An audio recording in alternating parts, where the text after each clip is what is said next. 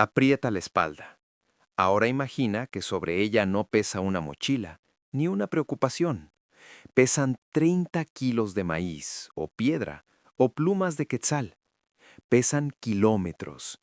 Días enteros caminando con la frente inclinada, mirando el polvo, sintiendo cómo la correa del mecapal te rebana la frente gota a gota, año tras año, hasta dejar una cicatriz tan profunda que ni la muerte la borra del todo. Ahora cierra los ojos y escucha el golpe. Ese golpe sordo, repetitivo. No es un tambor ceremonial. Es el pulso de los que no salen en los códices. El que talló piedra para que otros habitaran palacios. El que remó en canoas cargadas de cacao mientras las nalgas se le llagaban contra la madera húmeda. El que molió maíz en el metate antes del alba, cuando el frío calaba los huesos y el sueño era un lujo para amos. Olvídate de las pirámides, olvídate de la grandeza del imperio.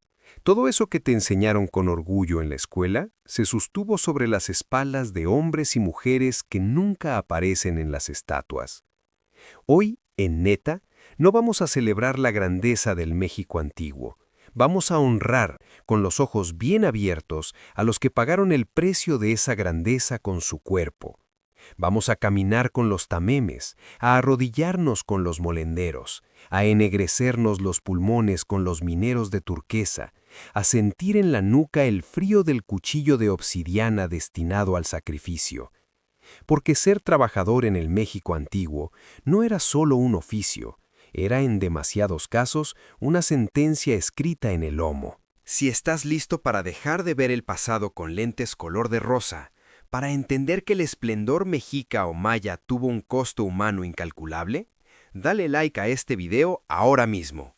Es nuestra forma de decir que no nos conformamos con la historia oficial, la que solo mira las puntas de las pirámides. Suscríbete a Neta y activa la campanita de notificaciones, porque seguiremos desenterrando los huesos de los que la historia prefiere olvidar. Y al final, déjanos en los comentarios, ¿qué oficio del México antiguo crees que era el más duro? ¿El que cargaba, el que extraía o el que molía? Para entender el mundo del trabajo en el México antiguo, hay que borrar de la cabeza la idea romántica del artesano feliz creando piezas únicas. El trabajo, en Mesoamérica, era ante todo una obligación, una forma de tributo, una manera de sostener no solo a la familia, sino al templo, al palacio, al guerrero, al imperio entero. Y para la inmensa mayoría eso significaba una vida corta, una espalda rota y un nombre que el viento se llevó hace siglos. No había sindicatos, no había días de descanso. Había, en el mejor de los casos, la posibilidad de no morirse de hambre mientras mantenías con tu esfuerzo a toda una civilización. Empecemos por los que literalmente cargaron con el peso del comercio y la guerra, los tamemes, o tlameme. En un continente sin caballos, sin bueyes, sin rueda utilitaria, la única fuerza de tracción era la espalda humana, y los tamemes eran la columna vertebral de la economía. Imagina esto, desde los 12 o 13 años, a un niño mexica le enseñaban a usar el mecapal, esa banda de cuero o ixtle que se coloca en la frente y reparte el peso hacia la espalda. Empezaban cargando pequeñas cargas de tule o leña. Para cuando eran adultos, cargaban entre 20 y 30 kilos diarios, caminando jornadas de hasta 20 o 30 kilómetros durante semanas enteras. Iban descalzos, claro. Las sandalias eran un lujo que se gastaba rápido. El camino, polvo o lodo. El clima, el que fuera. Y la carga, de todo. Maíz, frijol, cacao, plumas, obsidiana, algodón y hasta alimentos para los ejércitos. No había descanso digno. Dormían a la intemperie, apretujados en los paraderos de los pochtecas, los comerciantes, cuando había suerte. Cuando no, el suelo duro era su cama y el cielo su techo. La alimentación era básica, unas cuantas tortillas, frijoles y quizá un poco de chile. Nada para reponer el desgaste de cargar peso humano día tras día. La esperanza de vida de un tamemen no debía ser alta. Las hernias, las lesiones de columna, las infecciones en los pies, el agotamiento puro, todo eso los desgastaba hasta dejarlos inservibles. Y cuando ya no servían, cuando la espalda se negaba a enderezarse, simplemente dejaban de ser útiles. Los tamemes ocupaban uno de los estratos más bajos de la sociedad. Los españoles, al llegar, los vieron y no dudaron en tratarlos como bestias, porque ya lo eran, bestias humanas criadas para cargar el peso de un mundo que no les pertenecía. Cada vez que veas una figura de un tameme en un museo, mírale la espalda. No es una postura, es una enfermedad. 30 kilos diarios durante años te deforman para siempre. El mecapal no solo cargaba piedra y maíz, cargaba con la vida de quienes lo usaban. Y la pregunta incómoda es, ¿cuántos tamemes anónimos hicieron falta para que un solo tlatoani viviera en el lujo? No todo el trabajo duro estaba en los caminos. Bajemos ahora al inframundo. No el de los dioses, el real, las minas. En el México antiguo se extraían minerales preciosos como la turquesa, la obsidiana, el cinabrio o el óxido de hierro. Y eso se hacía a pico y fuerza bruta, en túneles estrechos, oscuros, mal ventilados. Imagina pasar horas enteras en una galería subterránea, iluminado apenas por una tea de ocote que además de luz da humo.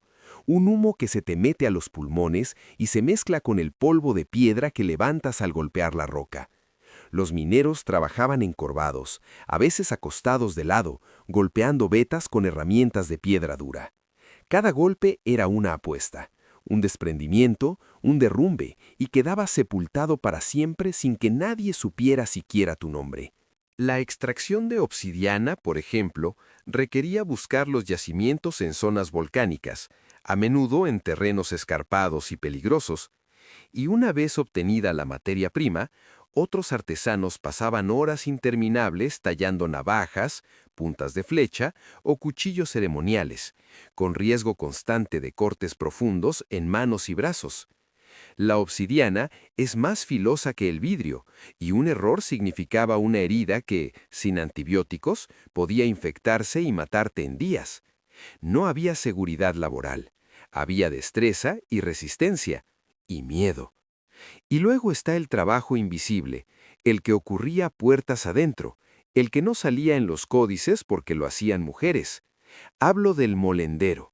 Esa figura, casi siempre femenina, que pasaba horas y horas arrodillada frente al metate, moliendo maíz.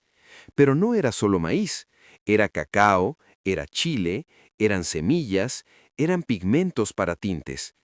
Imagina arrodillarte sobre una losa de piedra, con las rodillas desnudas apoyadas en el suelo duro, y pasar el metate de ida y vuelta, durante 4, 5, 6 horas diarias.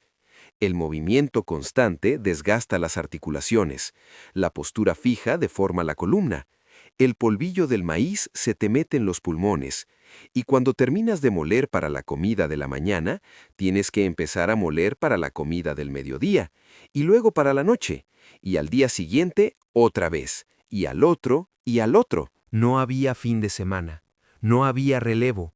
El metate era una condena de por vida, heredada de madres a hijas, y cuando una mujer moría joven, con las rodillas destrozadas y los brazos doloridos, otra ocupaba su lugar, porque el maíz había que molerlo, siempre. Eso no lo cambiaban ni los dioses. A las molenderos nunca les hicieron estatuas, nadie recuerda sus nombres, pero sin ellas, sin ese trabajo invisible y perpetuo, no habría habido masa para las tortillas, ni tamales para las fiestas, ni sustento para los guerreros. La grandeza del imperio también se sostuvo sobre sus rodillas, y nadie les dio las gracias. Y luego están los que levantaron todo lo que admiramos: las pirámides, los palacios, los templos, los sistemas de terrazas agrícolas. No eran esclavos en el sentido europeo, pero eran trabajadores forzados por el sistema de tributo. Cada pueblo conquistado debía aportar mano de obra para las grandes obras del imperio, y eso significaba que cientos, miles de hombres eran arrancados de sus comunidades durante semanas o meses para ir a sudar bajo el sol, moviendo piedras de varias toneladas con palancas, rodillos y pura fuerza bruta. No había grúas, no había andamios seguros. Subir una piedra a la cima de una pirámide implicaba construir rampas de tierra y arrastrar el bloque con lazos de ixtle, con decenas de hombres tirando al unísono, cantando quizás para mantener el ritmo, pero sintiendo cómo los músculos se desgarraban y la piel se ampollaba. Un error, un lazo que se rompe, una piedra que resbala, y varios hombres morían aplastados sin más ceremonia que retirar el cadáver para que no estorbara. Y al terminar la jornada, al caer la noche, estos hombres dormían en barracas improvisadas, mal comidos, peor tratados, esperando que al día siguiente no fuera el de su muerte. Porque la obra había que terminarla, el templo había que dedicarlo, y la vida de un albañil anónimo valía menos que una piedra mal colocada.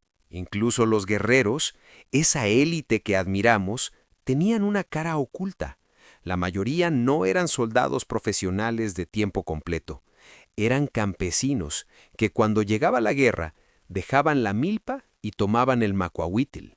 Y cuando volvían, si volvían, regresaban a la tierra.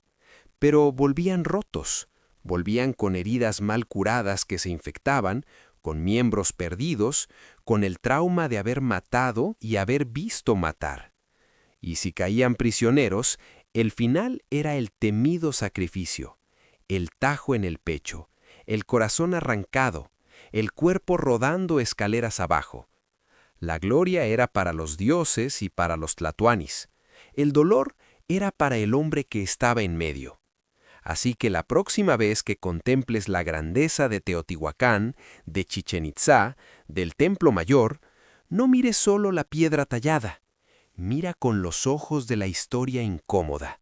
Mira a la espalda del tameme, a las rodillas de la molendera, a los pulmones del minero, a las manos ensangrentadas del albañil. Ellos no pidieron ser héroes, no pidieron que su sufrimiento construyera imperios. Simplemente vivieron, trabajaron y murieron en el más absoluto anonimato, mientras su esfuerzo se convertía en piedra, en templo, en leyenda. Si este recorrido por el lado oscuro de la grandeza prehispánica te removió algo por dentro, si te hizo pensar que la historia tiene muchas caras y casi siempre muestran la más bonita, escríbelo en los comentarios. ¿Qué otro trabajador olvidado del México antiguo crees que merece que recordemos su esfuerzo? Suscríbete a Neta y activa la campanita porque seguiremos desenterrando verdades incómodas, ladrillo por ladrillo, hueso por hueso.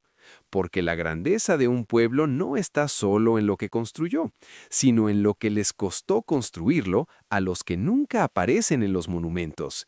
Y esa, solo esa, es la historia que nos interesa contar. Esto es Neta, donde el pasado no se maquilla, se recuerda.